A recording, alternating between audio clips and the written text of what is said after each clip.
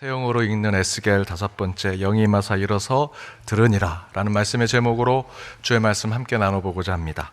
딱 10년 전 2016년에 세계 최고의 바둑 기사였던 이세돌 구단과 당시 구글 딥마인드 회사에서 개발한 바둑 AI 인공지능 알파고의 세계의 대결이 바로 이 서울에서 있었습니다. 대국을 하기 전 우주만큼의 경우의 수를 가지고 있는 바둑 AI가 아무리 발전해도 인간을 이길 수 없다라는 것이 대부분의 사람들의 생각이었습니다. AI가 조금 발전은 했지만 비슷하거나 이세돌이 한 판 정도 더 이길 것이다 라는 예측이 대부분이었습니다. 그러나 결과는 충격적이었습니다. 첫 경기를 이세돌 구단이 졌습니다. 그리고 이렇게 인터뷰를 했습니다. 승부의 호흡이 전혀 없는 기계와 대국하면서 마치 벽에 대고 테니스 공을 치는 듯한 엄청난 괴리감과 답답함을 느꼈습니다. 이 표현은 단순히 제가 졌습니다 라고 하는 표현이 아닙니다. 굉장히 절망스러운 표현이죠. 벽에다 공을 치는 것과 같은 느낌? 그 얘기는요, 이 벽은 감정이 없습니다. 실수가 없는 거죠.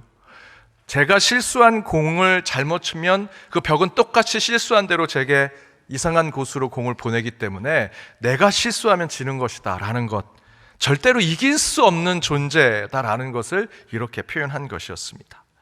이렇게 이세돌 구단은 첫 대국을 지고요, 이제 인간은 기계를, 컴퓨터를, 인공지능을 이길 수 없습니다 라는 것을 선포하는 것과 마찬가지였습니다.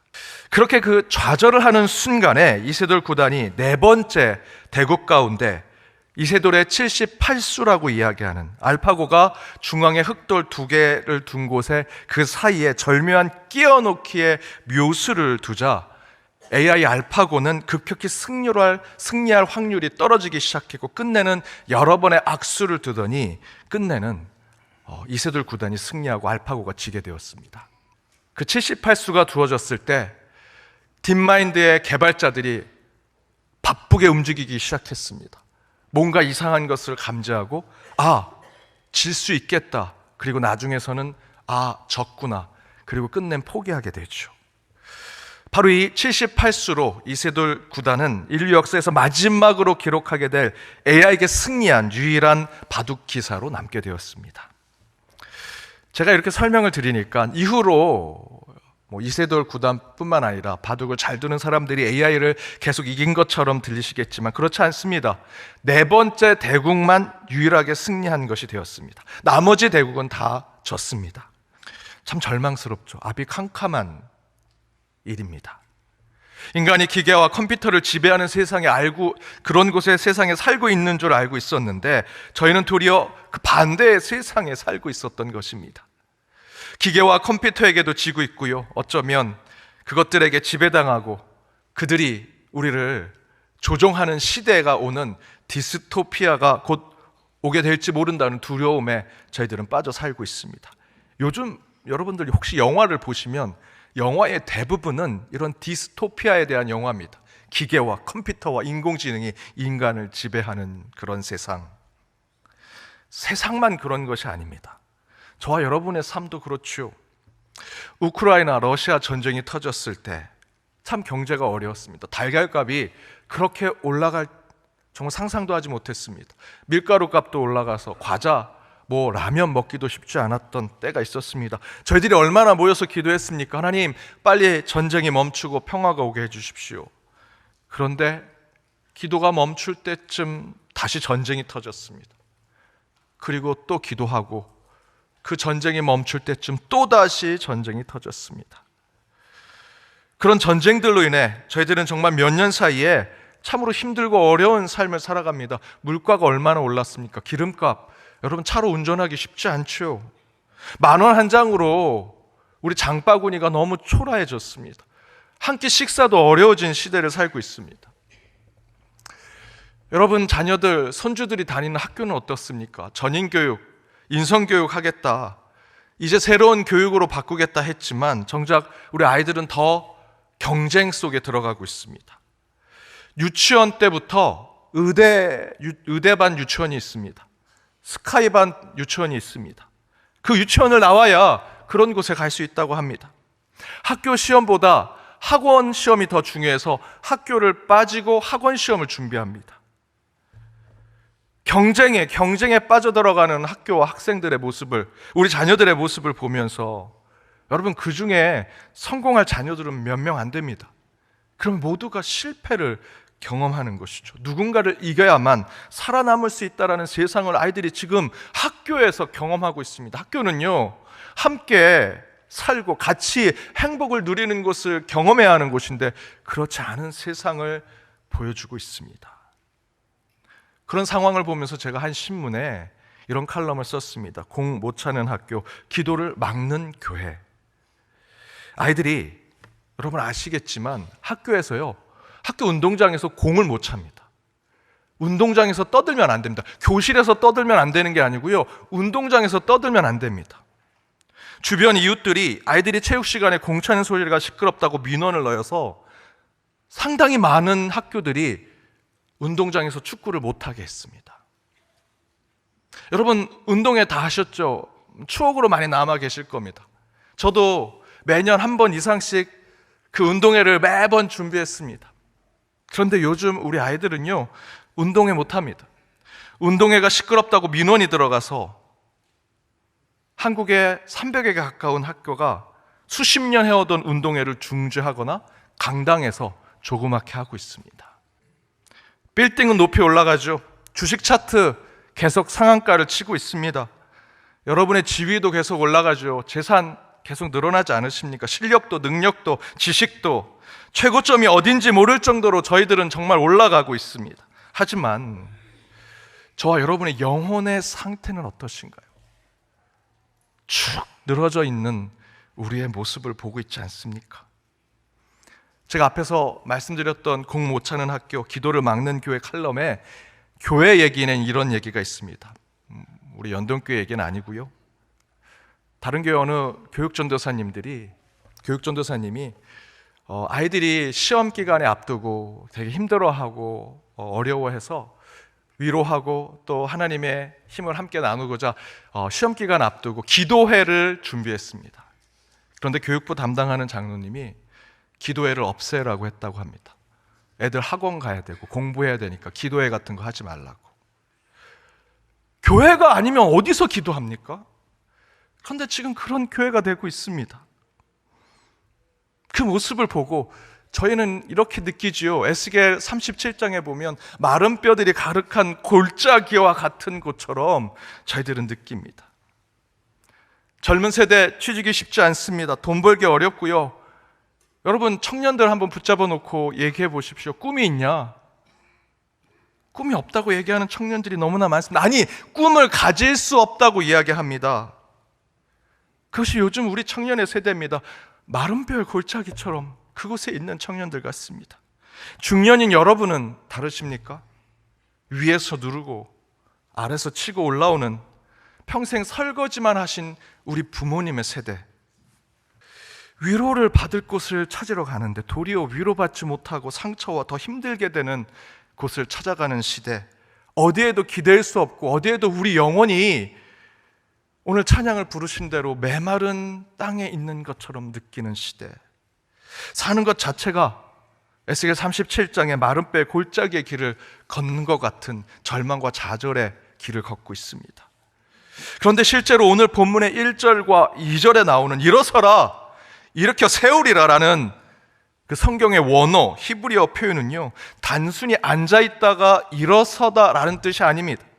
이 말씀이 앞에서 말씀드렸던 에스겔 37장의 그 마른 뼈가 가득한 골짜기에 하나님께서 생기를 불어넣고 그에게 근육을 주시고 피부를 주시고 그들에게 힘을 주셔서 마른 뼈가 살아나라, 살아라, 일어서라 라고 하는 그 단어와 똑같은 단어입니다. 아마드. 원어는요, 오늘 본문에 일어서라, 에스겔에게 말씀하신 말씀과 37절의 마른 뼈에게 말씀하신 일어서라라는 뜻과 동일하게 사용됩니다. 따라서 오늘 본문 1절과 2절에서 인자야 내 발로 일어서라, 그 영이 내게 임하리니 일어서라 라는 이 표현은 도저히 일어설 수 없는 상황 속에 있는 사람들에게 힘과 용기와 능력과 하나님의 기적을 주시는 말씀이라는 것이죠. 아마드입니다. 오늘 본문의 기준대로 말씀드리면 에스겔 선지자는 먼저 자기 스스로를 봤을 것입니다. 이 초라하고 나약해 본 나의 모습, 내가 뭘 여기서 할 수 있겠어? 바벨론의 이 거대한 대국과 제국 안에 이 초라한 내가 하나님 말씀 몇 가지 들었다고 뭘 할 수 있겠는가? 주변에 자신과 함께 포로로 끌려온 이스라엘 백성들을 보았습니다.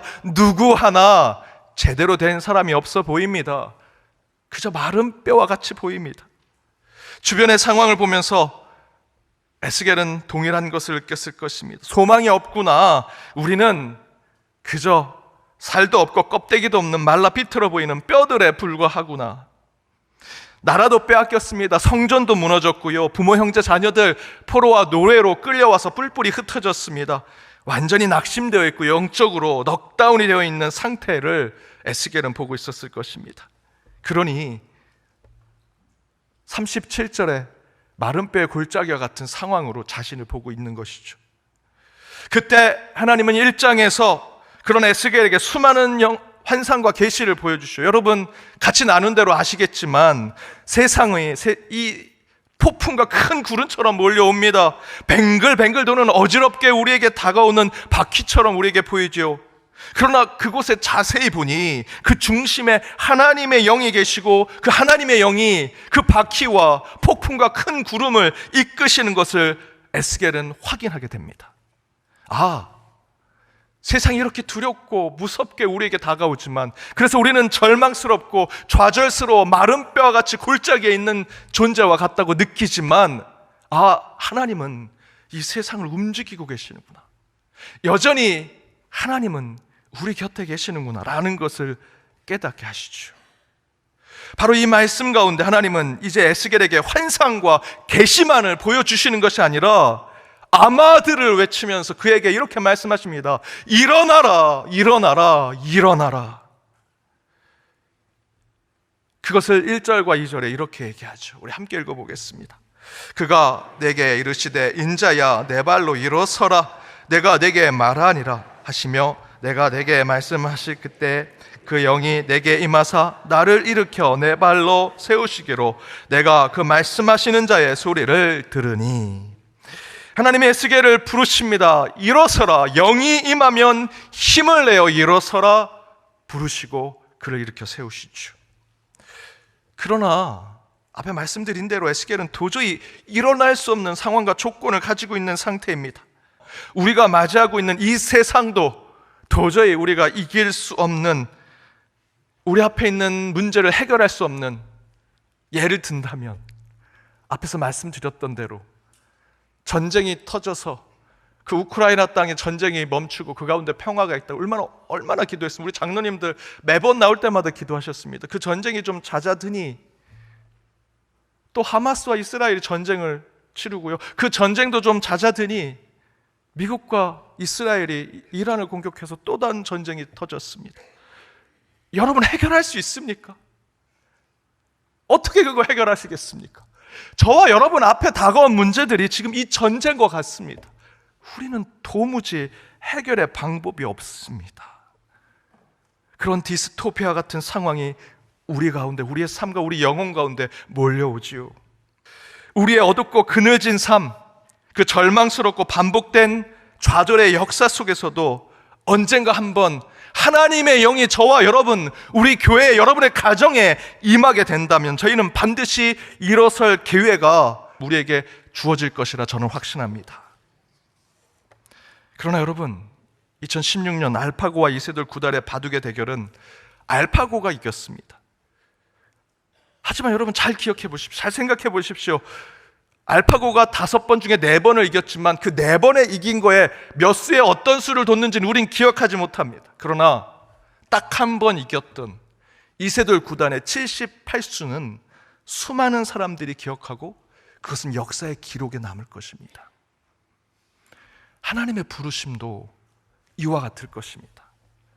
저와 여러분의 그 모든 것은 절망스러운 삶 속에 있죠. 모든 것이 좌절스러운 순간 속에 있습니다. 그 가운데 딱 한 번, 단 한 번 하나님의 부르심이 여러분이 갖고 있는 수만 가지의 고통 가운데 이겨낼 수 있는 하나님의 영의 한 번의 임재, 그것이 우리에게 소망이 되고 위로가 되고 구원의 메시지가 될 것이다 라는 것입니다. 그러면요, 그 수천 수만 가지의 고통과 여러분의 좌절과 절망의 그 모든 기억은 다 사라집니다.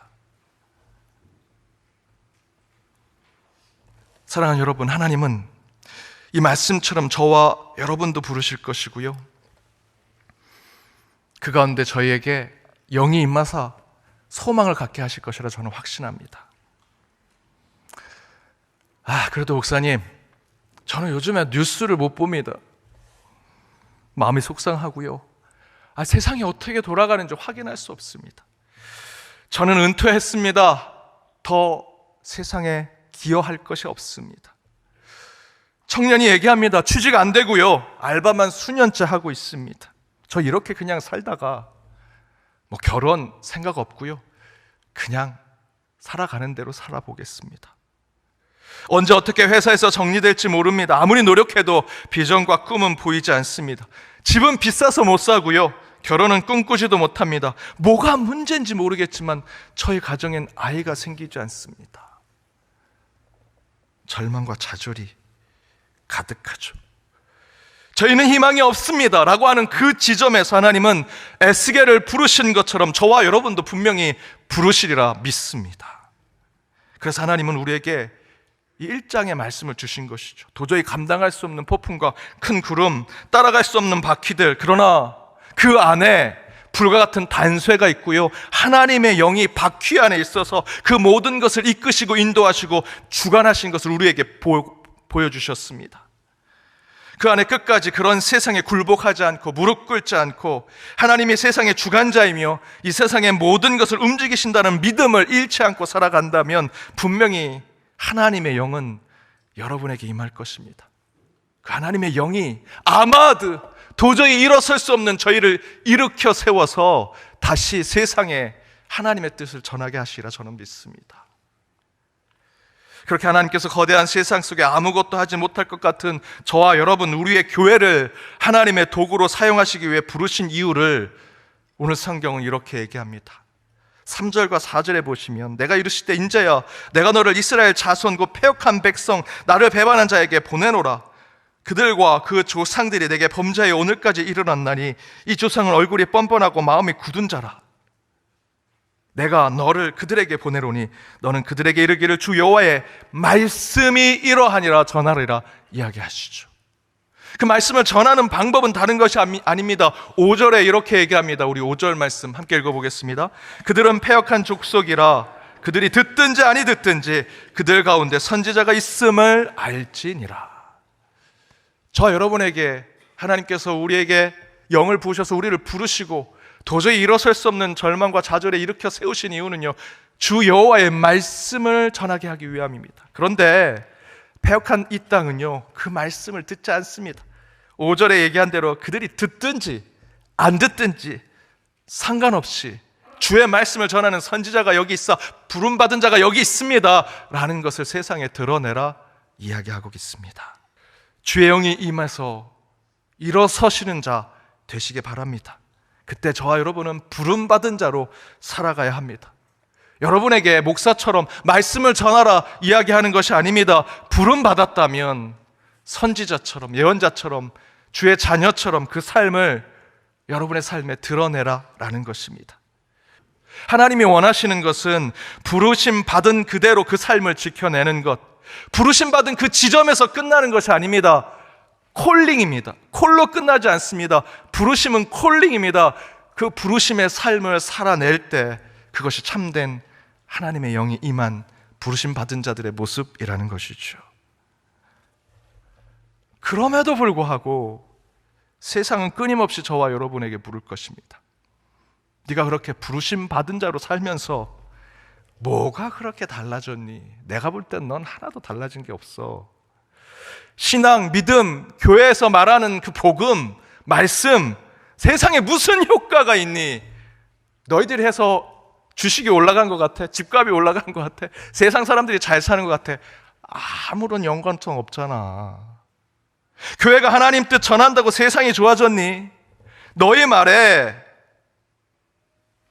세상이 관심이나 가져줄 것 같아? 착한 일 하려면 의도가 있다고 생각하고, 세상에 향해 바른 소리, 예언자적인 소리 하면 색안경 끼고 정치적인 목소리 낸다 이야기합니다. 그 가운데 하나님께서 저와 여러분에게 이렇게 이야기하십니다. 우리 6절과 7절입니다. 함께 읽겠습니다. 인자야, 너는 비록 가시와 찔레와 함께 있으며 정갈 가운데 거주할지라도 그들을 두려워하지 말고 그들의 말을 두려워하지 말지어다. 그들은 패역한 족속이라도 그 말을 두려워하지 말며 그 얼굴을 무수하지 말지어다. 그들은 심히 패역한 자라. 그들이 듣든지 아니 듣든지 너는 내 말로 고할지어다. 여기서 가시와 찔레와 정갈은요, 과거 교회가 박해받았던 적그리스도, 원수를 이야기하는 것처럼 들리지만 꼭 그런 것이 아닙니다. 우리 시대 우리의 신앙이 신앙으로 받아들여지지 않고 믿음이 믿음 그대로 세상에 수용되지 않는 이 세상 그 자체, 우리가 새로운 핍박과 박해를 받고 있는 우리의 상황을 이야기하고 있는 것이죠. 그런데 여러분, 돌아서 생각해 보십시오. 저와 여러분이 그런 비난과 우리 교회가 욕을 먹고 비판을 받는 이유는요, 자업자득입니다. 우리 교회가, 우리 성도들이 그런 문제 가운데 있는 것이죠. 세상의 교회와 성도를 그렇게 말하고 비판하는 것은 교회와 성도가 세상에 그렇게 비춰졌기 때문입니다. 그래서 우리는 과거 십자군 군병들처럼 그렇게 세상에 대적할 수 없습니다. 대적해서도 안 됩니다. 그것은 대안이 될 수 없습니다. 대신에 이 시대에 가장 예언자적 목소리를 냈던 팀 켈러 목사는 이렇게 얘기합니다. 복음은 우리를 더 겸손하게 만들어야지 더 거만하게 만들어서는 안 된다. 진짜 기독교는 세상에 감당하지 못할 거룩함이 있지만 동시에 세상을 가장 따뜻하게 품어 안아야 한다. 오늘 본문의 말씀대로 우리는 주 여호와의 말씀을 전하는 자로 이곳에 부름받은 자들입니다. 대신에 팀 켈러 목사가 이야기한 대로 우리는 거만함 대신에 겸손함으로 복음을 전해야 합니다. 냉소와 무관심이 아니라 따뜻함과 열정으로 세상에 다가가야 합니다. 응답되지 않은 기도 이제 그만하자, 그만해라 라는 세상의 얘기에 낙심하지 말고 끝까지 저와 여러분은 기도의 자리를 지켜야 합니다. 실패자, 약자가 말하는 화해, 용서, 교회는 맨날 용서라고만 얘기한다, 화해라고만 얘기한다, 이제 세상은 그런 약자와 실패자 기억하지 않아 라는 세상의 얘기에 절망하지 말고, 그것이 비효율적이고 손해만 보는 것일지라도 우리는 주 예수 그리스도가 보여주셨던 손해보고 비효율적인 화해와 용서, 사랑을 전하는 교회가 되어야 합니다. 여러분, 다시 이세돌의 78수를 생각해 보십시오. 앞에 말씀드린 대로 이세돌 구단도 계산해 보면 그곳에 선뜻 78수를 둘 수 없었습니다. 그것이 정답이 아니었고요, 비효율적이었고요, 그곳에 두는 수는 악수가 될 수 있었습니다. 그러나 78수는 인류 역사상 마지막으로 AI를 이긴 인간의 역사가 되었습니다. 부름받은 저와 여러분의 신앙도 마찬가지일 것입니다. 새로운 시대에 핍박을 받듯 기독교는 세상으로부터 너 정직하지 마라, 너 사랑하는 척하지 마라, 화해하는 척하지 마라, 용서하는 척하지 마라, 예배하는 척, 기도하는 척하지 말라 라고 세상 사람들은 얘기합니다. 하지만 저희는 그럼에도 불구하고 그들이 그렇게 말하던 말하지 않던, 그들이 듣던 듣지 않던 우리는 우리 영혼의 78수를 둬야 합니다. 정직을 선택하는 수, 화해와 용서를 선택하는 한 수, 예배와 기도를 지키는 한 수, 선함과 생명을 지키는 한 수, 그 믿음의 한 수를 지켜내어 부름받은 자로 이뤄서 하나님이 찾으시는 그 한 사람이 되시기를 주님의 이름으로 축복합니다.